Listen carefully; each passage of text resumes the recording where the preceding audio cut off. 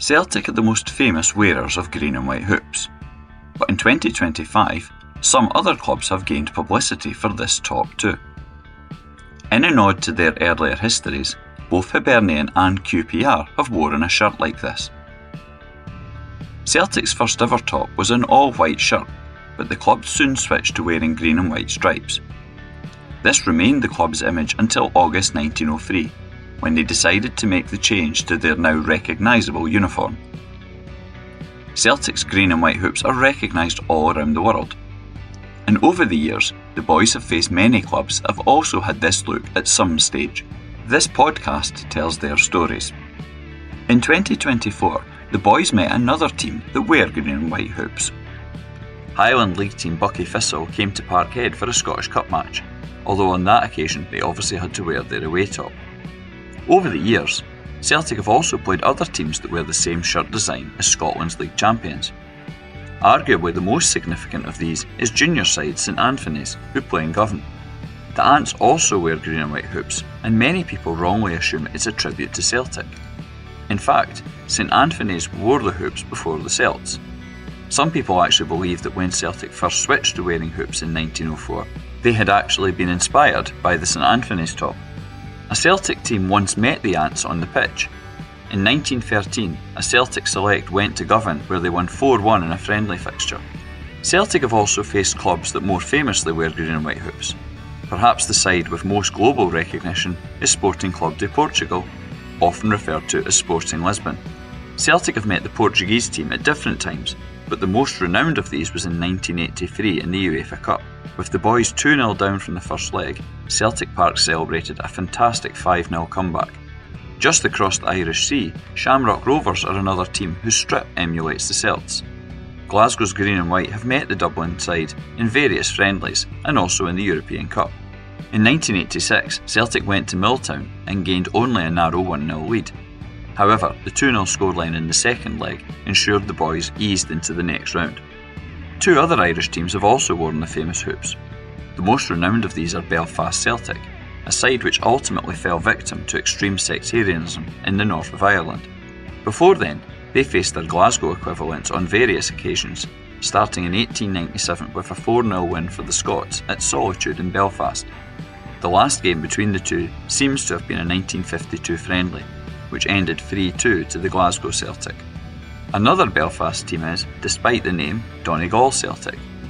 Based in West Belfast at Donegal Celtic Park, sometimes known as Suffolk Road, they were formed in 1970. Glasgow Celtic met this Celtic in 2008.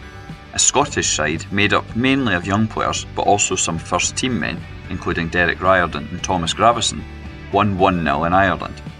As well as these, there are also other sides that Celtic have played who don't now wear green and white hoops, but have done at some point in their history. Perhaps the most obvious of these is Hibernian, a team Celtic have faced numerous times across the years. The Edinburgh side, whose Scottish Cup success in 1887 helped inspire Celtic's establishment, are obviously older than Celtic, and now wear all green tops. However, their first jersey was all white, and then in the late 1870s they switched to hoops, before adopting their modern style. One modern example of a team that have worn hoops is Yeovil Town. The Somerset side have had green in their shirts going back to the 1890s, including when they beat Celtic 2-0 in a 1950 friendly. From 2003 until 2020, they played in green and white hoops. This was inspired by Celtic's run to the UEFA Cup final, with their chairman saying he hoped that Celtic's success rubs off on us. London side QPR are well known for wearing hoops, but in this case it involves blue rather than green. However, from the 1890s until the 1920s, they wore green hoops, something they have replicated in more recent times for an away shirt. Celtic have met QPR at different times in friendly matches, including a 5-1 win for the Boys at Loftus Road in 2007. Perhaps the team that Celtic would least like to think of as replicating their famous tops are Rapid Vienna. The Austrian side wore all green shirts when meeting Celtic in the 1984 Cup Winners' Cup, a tie that ended in huge controversy. They have also had green and white hoops, including in the early 1980s and mid-2000s.